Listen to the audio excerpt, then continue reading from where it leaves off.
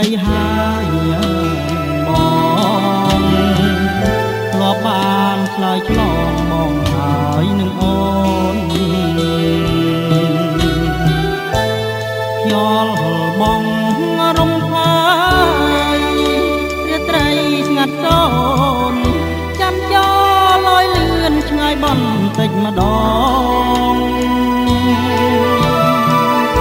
តារាប្រងព្រាយរាយលើមេធាទេដាស់គុនធារាប់មិនបានផងដូចជាចិត្តស្នេហ៍របស់រៀមបងស្នេហ៍លើនួនឡងរៀបរកុំបានក្លិនអើយក្លិនខ្លួនក្លិនស្ងួនជីវ៉ាថាថ្នមកាលណាក្លិនអើយជាប់ប្រាណប្រអប់ផ្លែក្លិនស្រស់កែកលយានគ្មានអ្វីស្មើបានក្លិនប្រា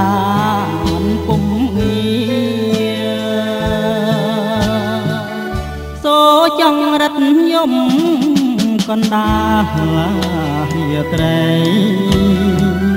ជួយធ្វើសាស័យនៃដីស្នេហាថា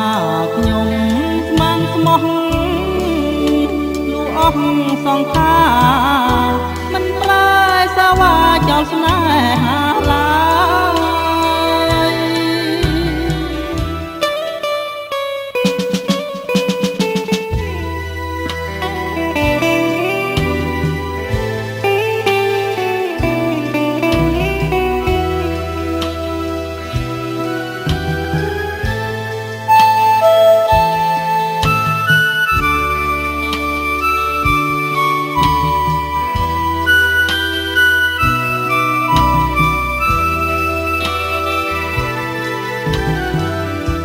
កណ្ដាលរាត្រី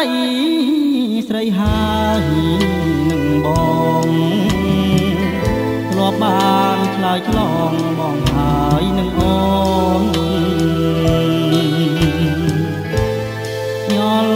បងរំខាយរាត្រីស្ងាត់សូនចាំចោលលយលឿនឆ្ងាយបន្តិចម្ដង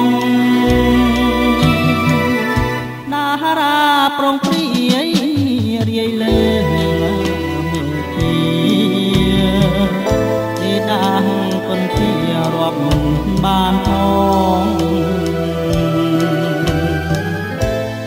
ដូចជា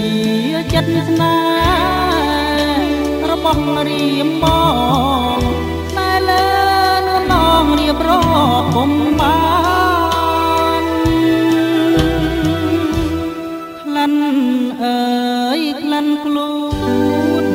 ក្លិនស្ងួនជីវ៉ាអោបថ្នមកាលណាក្លិនអើយជាប់ប្រាណប្រអប់ផ្លែផ្លិនត្រកែ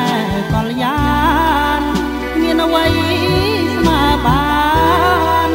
ក្លិនប្រាណពុំងារ